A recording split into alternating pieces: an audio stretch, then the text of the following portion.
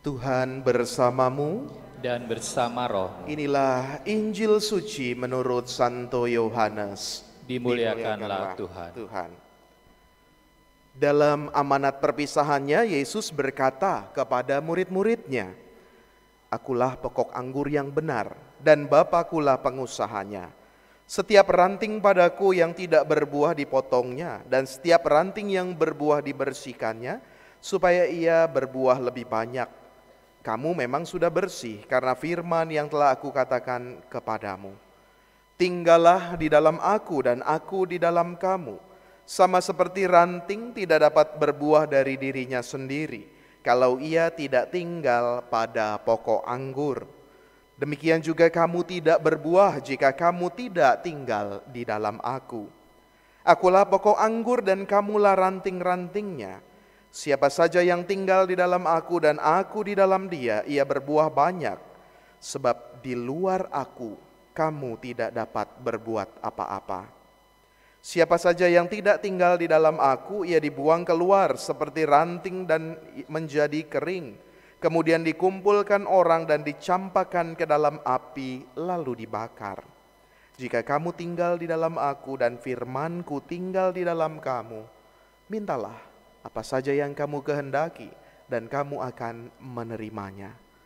Dalam hal inilah Bapakku dimuliakan, yaitu jika kamu berbuah banyak. Dan dengan demikian, kamu adalah murid-muridku." Demikianlah sabda Tuhan. Terpujilah Kristus.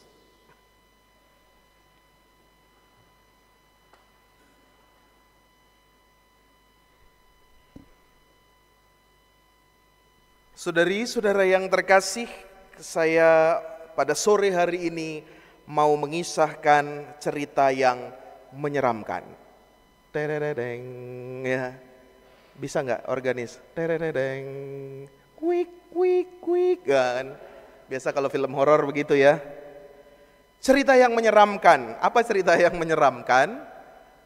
Kalau kita amat-amati sekarang kita tentu bersyukur. Tetapi saya membayangkan 2 tahun yang lalu itu kita masih dalam situasi mencekam.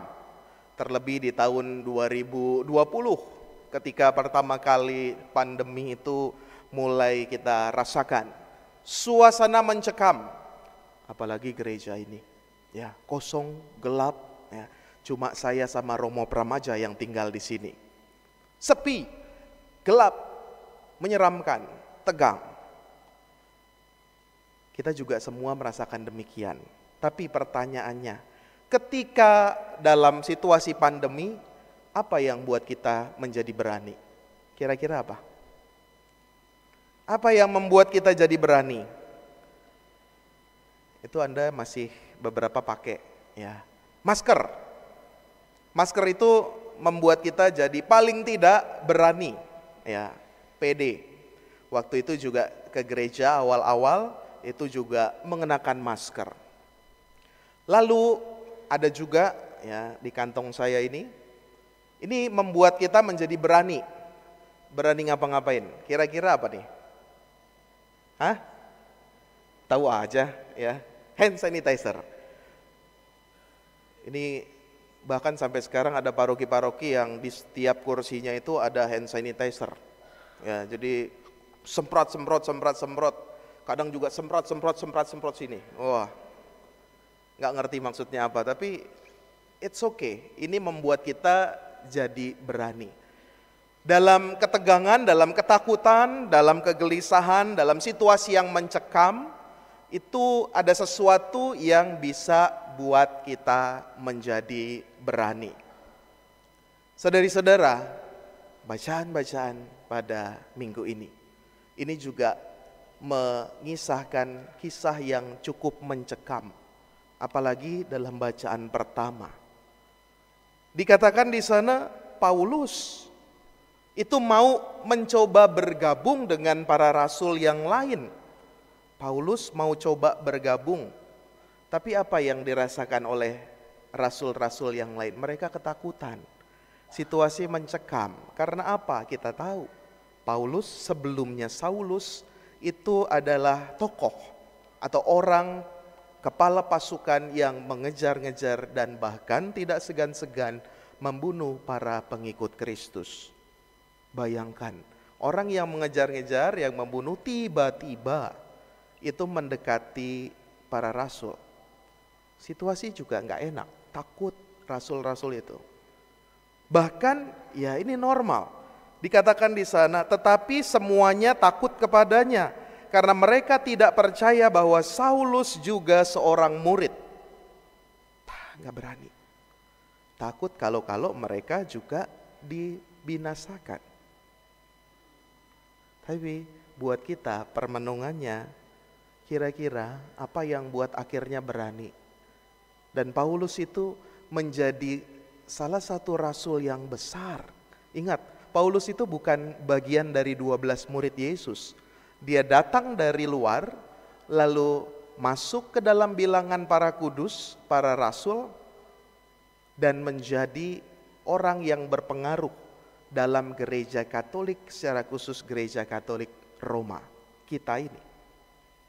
Bahkan di kitab suci kan saya sudah katakan banyak surat-surat dari Rasul Paulus. Dan banyak ajaran-ajaran iman kita itu dituliskan oleh Rasul Paulus. Bayangkan dulu orang yang mengejar-ngejar, orang yang membinasakan, lalu menjadi orang yang sangat dan paling berpengaruh. Apa yang membuat berani dan pada akhirnya? Jawabannya ada dalam bacaan Injil, saudari-saudara. Yesus pokok anggur dan kita ranting-rantingnya. Dan dalam bacaan kedua ditegaskan dengan jelas bahwa kita diminta oleh Yesus sendiri untuk punya apa? Punya yang namanya keberanian iman. Ada, kosakatanya ada, disebutkan di ayat ini. Kamu harus memiliki keberanian iman. Tadi ya, sejalan dengan ketakutan, kegelisahan, situasi yang mencekam, ada sesuatu yang membuat kita berani. Masker, hand sanitizer dalam masa pandemi. Dalam hidup, ada juga yang membuat kita jadi berani apa? Keberanian iman. Keberanian iman itu apa, Romo? Dalam bacaan kedua juga dijelaskan. Keberanian iman adalah yakni supaya kita percaya atas nama Yesus Kristus. Keberanian iman yang pertama adalah supaya kita percaya akan nama Yesus Kristus anaknya. Percaya, percaya, percaya.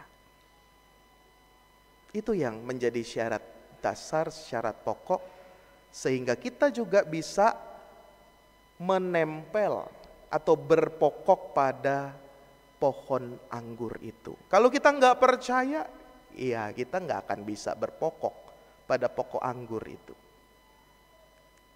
Dan percayanya jelas, percaya dalam nama Yesus Kristus anaknya.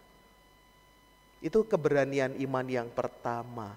Kadangkala di dalam situasi-situasi dunia ini, ya harus diakui kepercayaan kita pada Tuhan Allah itu mulai tergerus, terkikis. Tadi pagi saya baru pertemuan dengan utusan-utusan dari semua paroki di Keuskupan Agung Jakarta. Ditanya, secara khusus saya pendampingan orang muda, apa sih atau siapa sih orang muda yang lemah itu? Siapa sih orang muda yang kecil itu yang mengalami apa? Banyak jawabannya. Yang mengalami kasus hukum, yang mengalami gaya hidup, narkoba, judi online, seks bebas, yang mengalami depresi, kesehatan mental, macam-macam muncul. Bahkan juga ada yang mengatakan banyak orang-orang muda kita itu yang ambigu soal pemahaman iman. Pendidikan imannya campur-campur. Karena apa ya? Di kantor, di sekolah, itu pergaulannya bisa macam-macam. Di sosial media Orang bisa ngomong apa aja dan kalau dianggap betul, ya betul beneran dia pahami. Percaya kepada Yesus, itu keberanian iman yang pertama. Keberanian iman yang kedua adalah supaya kita saling mengasihi sesuai dengan perintahnya. Sederhana, dua keberanian iman. Percaya akan nama Yesus Kristus, yang kedua saling mengasihi sesuai perintahnya. Saudari-saudara, semua itu diwujudkan oleh siapa? Bacaan pertama dikisahkan oleh yang namanya Rasul Barnabas. Rasul Barnabas ini, ketika para rasul yang lain itu menolak, ragu dengan Paulus, dikatakan, tetapi Barnabas menerima dia, lalu membawanya kepada rasul-rasul lain, menceritakan kepada mereka bagaimana Saulus ini bertobat. Jadi ini menjadi peran yang penting, tokoh yang penting. Barnabas ini menjadi tokoh yang penting yang memberikan teladan keberanian iman. Kita juga bisa menunjukkan itu tadi ya. Percayakan nama Yesus Kristus dan saling mengasihi. Barnabas menunjukkannya. Dan kita mau ikut itu. Sehingga apa? Sehingga kalau kita nanti ditanya, gimana buahmu? Oh tenang, buah saya itu berasal dari pokok Yesus, maka pasti hasilnya baik juga. Barnabas teladan kita. Bapak Uskup dalam berbagai macam kesempatan itu selalu menceritakan tentang tokoh ini, Barnabas. Yang menerima Paulus, bayangkan kalau nggak ada yang terima, mungkin kita nggak ada sore hari ini. Nggak ada gereja Katolik Roma, karena nggak ada Paulus yang mewartakan. Jadi Barnabas menjadi teladan, menjadi kekuatan kita.